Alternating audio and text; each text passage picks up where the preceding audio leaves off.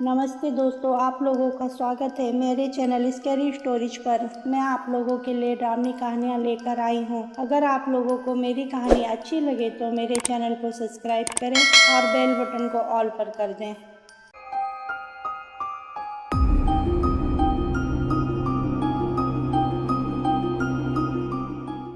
दोस्तों, आज की कहानी पल्लवी की है। पल्लवी छुट्टियों में अपनी मौसी के घर कलकत्ता में आती है। पल्लवी गोरखपुर में रहती थी। उसके घर में उसका एक छोटा भाई, मम्मी पापा थे और मौसी के घर में उसकी एक कजन छवि, जो कि पल्लवी की ही हम उम्र थी। एक भाई ध्रुव, जो कि छवि से बड़ा था। पल्लवी का मौसी के घर में बहुत मन लगता था। वो अक्सर छुट्टियों में मौसी के घर आती जाती रहती थी। इस बार पल्लवी मौसी के घर अकेले रहने आई थी। पल्लवी के पापा उसे मौसी के घर छोड़कर चले जाते हैं। पल्लवी मौसी के पास आती है तो उसे एक औरत नीचे घूर कर देख रही थी। पल्लवी को ये बात अच्छी नहीं लगती। वो अपनी मौसी को ये बात बताती है तो मौसी पल्लवी की बात को नजरअंदाज कर देती है। पल्लवी वैसे पहले कलकत्ता भी घूम चुकी है, पर वो इस बार फिर निको पार्क जाने के लिए बोलती है। मौसी सबको निको पार्क लेकर जाती है। वो लोग वहाँ बहुत इंजॉय करते हैं। उन लोगों को लौटने में रात हो जाती है। सब लोग थके होने के कारण सोने लगते हैं। पल्लवी और छवि एक साथ सोते थे। पल्लवी के रूम में एक बालकोनी और एक कमरे में खिड़की थी। सब लोग सो गए थे, पर पल्लवी को थोड़ी बेचैनी हो रही थी। वो सो नहीं पा रही थी तो सोने की बहुत कोशिश कर रही थी। तभी रात में उसे कहीं से जैसे कोई मंत्र पढ़ रहा हो वैसी आवाज आती है। पल्लवी गौर से सुनती है तो ये आवाज बाहर से आ रही थी। पल्लवी ने डर के छवि को उठाया, पर छवि पल्लवी से बोलती है कि कहीं आवाज नहीं आ रही और तू चुपचाप से सो जा।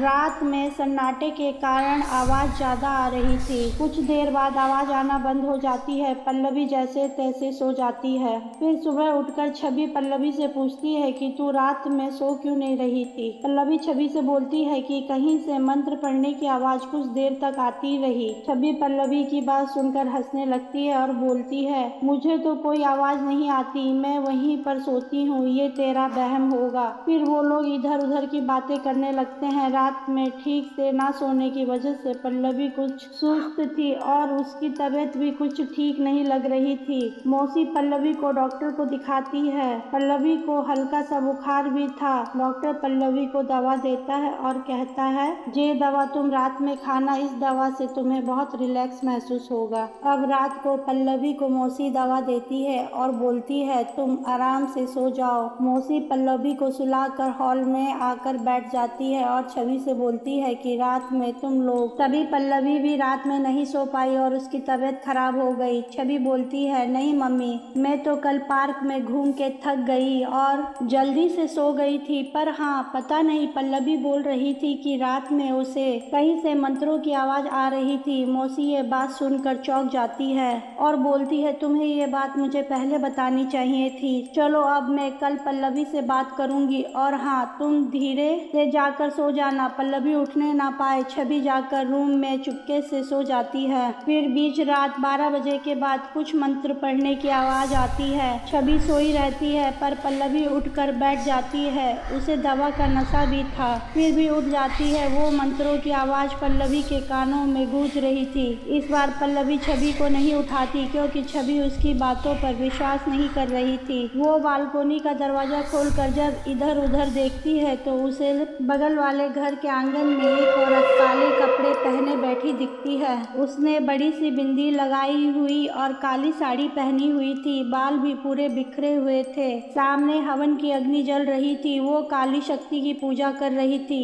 पल्लवी उसे लगातार देख रही थी। तभी अचानक उस औरत की नजर पल्लवी पर पड़ती है। इतनी दूर से भी उस औरत की नजर पल्लवी से टकरा जाती है और वो बहुत भयानक लग रही थी। वो वही औरत थी जो पल्लवी को आते वक्त नीचे घूर रही थी। उस औरत की बड़ी बड़ी आंखें थी और वो पल्लवी को घूर रही थी। पल्लवी बहुत तेजी से डर के पीछे हट जाती है और रूम में जाकर अपने बिस्तर पर सो जाती है। वो डर से बहुत कांप रही थी। उसे पहले से भी ज्यादा बुखार हो जाता है। वो बेहोशी की हालत में थी। बस बोल रही थी मुझे कुछ मत करो, मुझे छोड़ दो। सुबह मौसी पल्लवी को देखने जाती है तो उसके होश उड़ जाते हैं। पल्लवी की हालत पहले से भी ज्यादा खराब थी। उसका शरीर बुखार से तप रहा था, वो आंखें भी नहीं खोल पा रही थी। मौसी ध्रुव को भेजकर डॉक्टर को जल्दी बुलवाती है। डॉक्टर घर पर आता है, वो पल्लवी को चेक करता है और बोलता है इसे मैंने जो दवा दी थी उस दवा से तो ये आज एकदम ठीक और फिट होनी चाहिए थी, पर इसका बुखार और बढ़ गया। डॉक्टर दूसरी दवा लिखता है और बोलता है कि आज ये दवा दे कर देखो,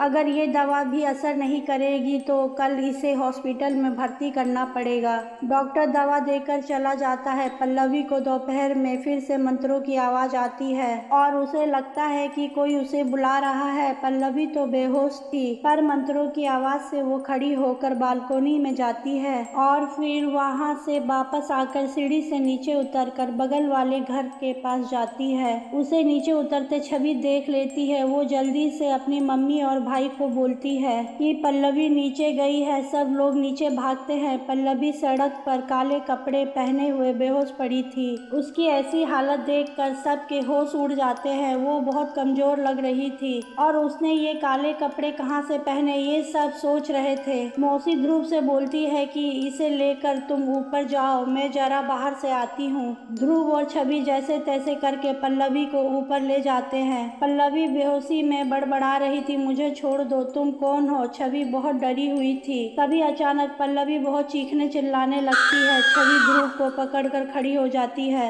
इधर मौसी एक तांत्रिक के पास जाती है और उसे सारी बातें बताकर अपने साथ घर लेकर आती है। तांत्रिक पल्लवी को देखते ही बोलता है कि इस पर किसी ने काला जादू किया है। वो अपनी शक्ति बढ़ाने के लिए आज पल्लवी की बलि देने वाली है। पल्लवी ने ये काले कपड़े कब और कहाँ पहने? छवि बोलती है कि जब पल्लवी नीचे जा रही थी तो इसने अपने ही कपड़े पहने थे, लेकिन जब वो नीचे बेहोश मिली तो उस वक्त इसने काले कपड़े पता नहीं कहां से पहन लिए। तांत्रिक बालकोनी में जाता है और उसे समझ आ जाता है कि ये सारा टोटका बगल वाले घर से हो रहा है। तांत्रिक मौसी को बोलता है जल्दी से पल्लवी के ये काले कपड़े बदल कर जला दो और उसे दूसरे कपड़े पहना दो।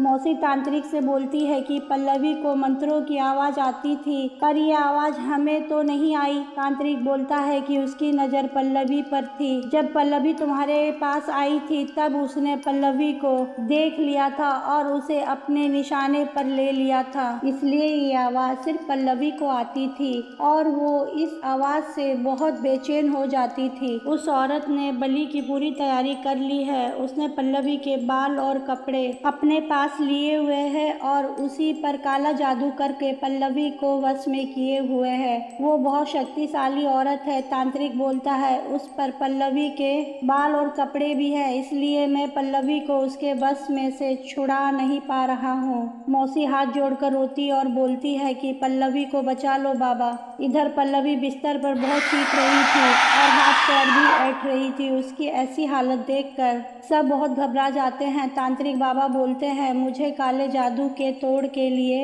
एक पूजा करनी होगी, इसके लिए सामान चाहिए। मौसी ध्रुव को जल्दी से सामान लाने को बोलती है। ध्रुव बाजार से सामान लेकर आता है। बाबा बोलते हैं आप अपने घर में भगवान की पूजा करो। मौसी काली माँ की भक्त थी और वो काली माँ की पूजा करने लगती है। ध्रुव सारा सामान बाबा को देता है और बाबा पूजा शुरू करते हैं। बाबा एक ताबीज छवि को पल्लवी के गले में डालने के लिए देते हैं। छवि जैसे ही वो ताबीज पल्लवी के गले में डालने जाती है वैसे ही पल्लवी उसका हाथ पकड़ लेती है और जोर जोर से हंसने लगती है।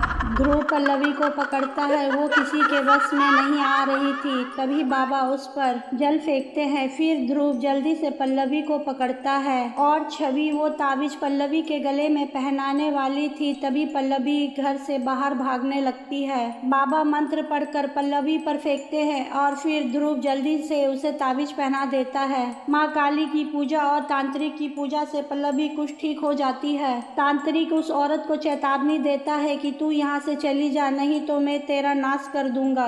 बहुत मुश्किल से अब पल्लवी ठीक थी। मौसी बाबा का धन्यवाद करती है। बाबा दोनों बच्चों को भी एक एक ताबीज देते हैं। पल्लवी मौसी को बताती है कि बालकोनी में कैसे उस औरत ने रात में उसे घूरा और उसके वश में आकर उसने काले कपड़े कपड़े पहने। मौसी और सारे बच्चे माँ काली की पूजा की और उनका बहुत बहुत धन्यवाद किया। पल्लवी बोलती है, मौसी ये वही औरत थी, जब मैं यहाँ आ रही थी तो मुझे घूर घूर कर देख रही थी। मौसी बहुत अफसोस करती है कि उसने पल्लवी की बात को नजरअंदाज कर दिया था। मौसी बोलती है, भगवान की कृपा से चलो अब बला टली। दोस्तों, आप लोगों को अगर मेरी कहानी अच्छी लगे तो मेरे वीडियो को लाइक और कमेंट करें और मेरे चैनल को सब्सक्राइब करें।